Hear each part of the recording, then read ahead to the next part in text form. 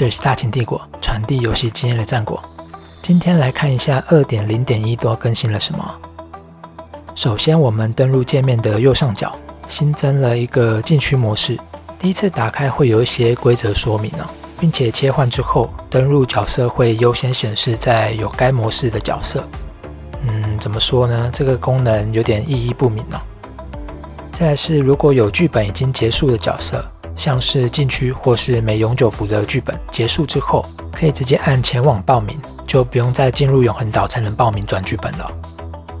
然后是新增了特殊的永久服，可以直接报名进入。这种永久服只有永远停留在最后一阶段而且没有剧本挑战，属于是可以随意转进转出的那种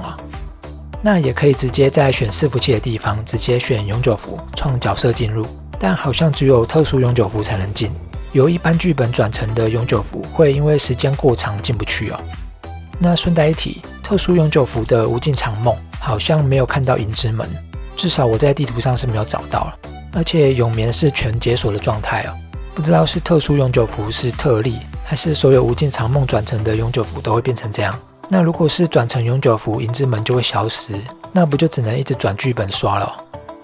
那再来是战令的改动，现在官方把禁区跟其他剧本切割开了，在一般剧本跟禁区的战令能领到的物资奖励不一样了。不过同账号下的战令等级是相通的，所以在禁区跟一般剧本可以各领一次，但外观跟原密钥之类的就除外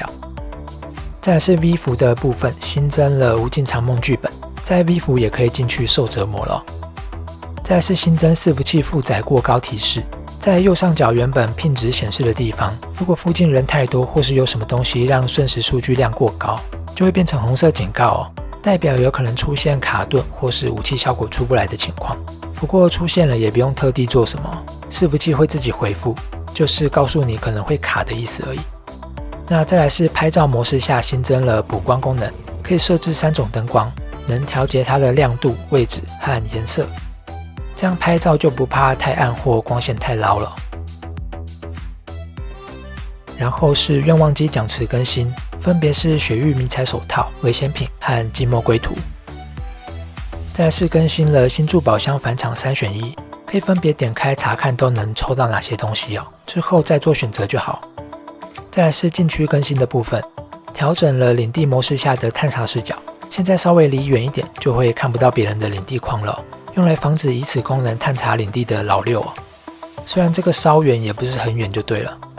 然后是调整了怪物分布和类型，减少了精英怪的数量，提升了击败后的奖励内容，就是要让玩家往死里卷那现在4个营地商人的所在地都变成了有无敌保护的安全区，无法使用任何攻击手段所以可以在里面跟其他人做交易，就是出去的时候要小心不要被杀人越货了。那如果不想出去也可以，不过就是在安全区下线的话，30分钟后你的角色就会自动消散，就会变成花被别人捡走那现在安全区的商人卖的东西数量变成了全服共用，是每小时刷新数量的限购品也就是如果别人买走了，你就要等刷新或是选择去打劫了。再来是新增了燃烧弹，对木质建筑伤害更高，而且会随机点燃敌方单位。调整了高速弹，从加射程变成了加子弹出速。调整了破拆弹，从减稳定度变成了减子弹出速。现在在基地里可以造车库了，同时也会学到零件配方只要在大世界探索捡垃圾捡到车架，就可以回去制作车辆，不用再跑半天找不到车了再来优化了大型小型能量包美术效果。再来是雪国更新测试体验优化，调整了灭绝者阶段刷新规则，分别是1阶段35级、2阶段50级、3阶段60级。然后下调了灭绝者血量，增加了多人挑战时的强度自适应效果，下调了剧本进程任务的难度，清除更少的极端天气可获得奖励。雪国人生测试服剧本阶段天数调整，第1到第3阶段分别缩短至7天、7天、8天再来是武器平衡性调整，腐蚀武器的特性命中触发电泳从 70% 改为 80%， 电泳暴击率从 15% 改为 25%。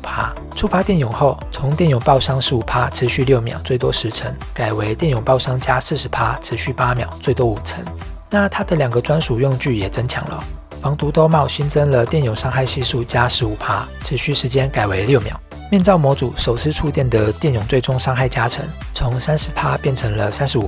并且不会再被其他玩家施加的电泳异常影响了。下面是更新调整前后各打3个弹夹的测试。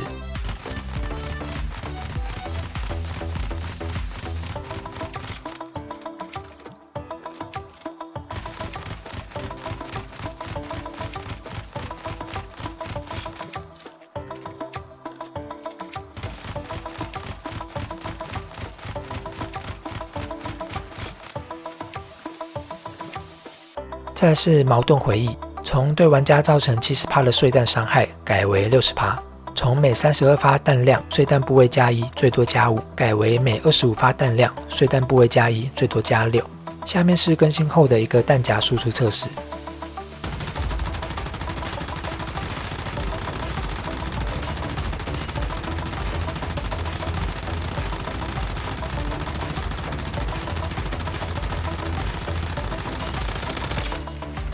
再来是粉面之影，原本龙息弹的效果不管做什么，只要枪离手就会掉，现在改为保留效果，所以可以肆意切枪上状态了。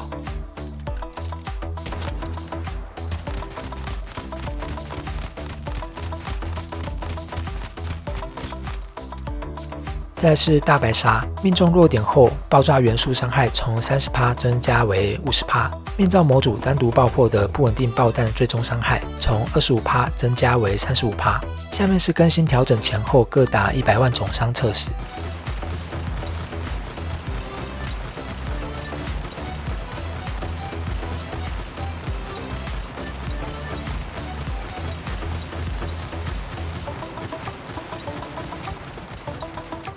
再来是外层空间，从命中电泳异常目标15次召唤天雷，调整为命中12次。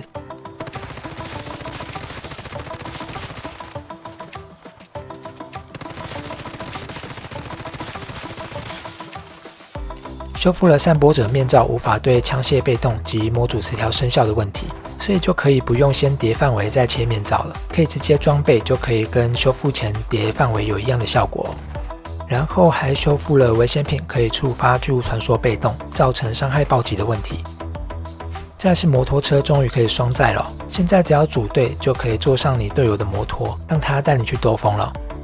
那现在驾驶跟搭乘的按键终于分开了，不管你站在什么位置，只要按键按对，就不会再有上错位置的情况发生了。现在除了驾驶跟搭乘外的其他功能都放入了转盘中，例如载具维修、外观更换、添加燃油等等。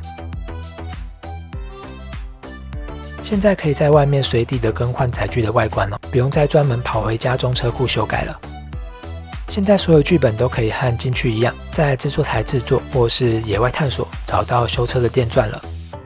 现在所有剧本都能在路边随机找到车辆废墟，只要掏出修车电钻修好它，就可以直接开回家哦。当你把它开回领地，就可以用极少的资源上锁载具，它就会变成跟造出来的车一样，可以永久保存，随时召唤哦。一次最多可以招2台载具在场，最多总共能有6台车。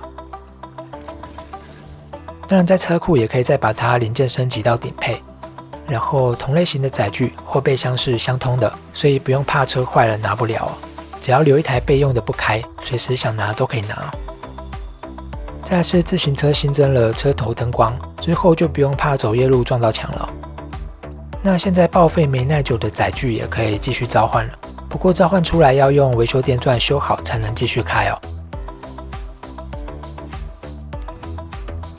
再来是建造类的改良，现在栅栏可以直接放在地基和天花板上了，不用再卡来卡去就为了摆正它哦。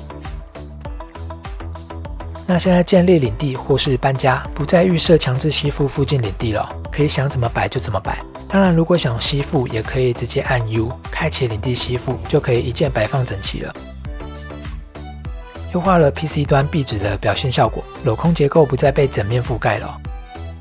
那现在建造飞行模式下，可以完整的飞到领地的4个角落了，并且飞行高度也可以达到领地最高处哦。那这样造房子的时候就可以不用被卡视野了。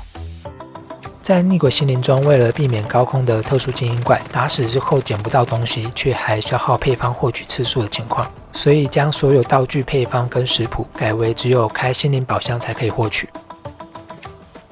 现在可以在个人简介查看到其他玩家玩的都是什么职业哦。现在古老者试炼终于可以传送了，优化了剧本挑战任务的追踪标示。现在贩卖机可以卖鱼了，不过色素鲈鱼都没了，你才跟我说可以买鱼卖鱼，这能对吗？再是优化了防守工坊开启时的公告通知，会显示开启者在哪一条线的工坊了。那现在永恒岛建造密码锁需要先输入密码才能建造了。新增了电脑端的按键设定上传下载功能，只要上传了之后改版更新还是什么的，如果设定莫名跑掉了，就可以一键还原了。再修复了精品鹿肉显示效果与实际效果不符的问题。